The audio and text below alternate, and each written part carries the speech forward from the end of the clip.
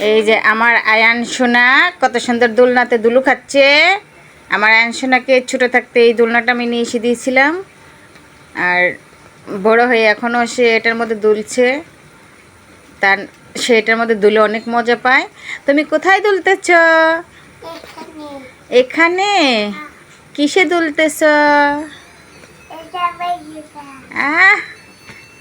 আবার গান দিতে পারো তুমি?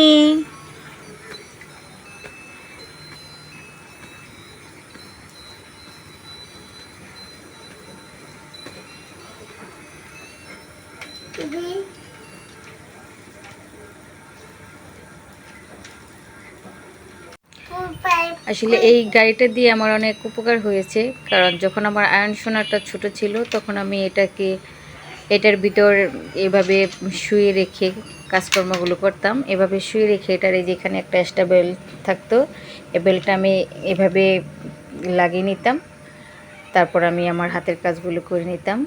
আসলে গাড়িটা অনেক একটা কিউট আর উপকারও হয়। আপনারা অনেকেই নিতে চাইলে নিতে পারেন।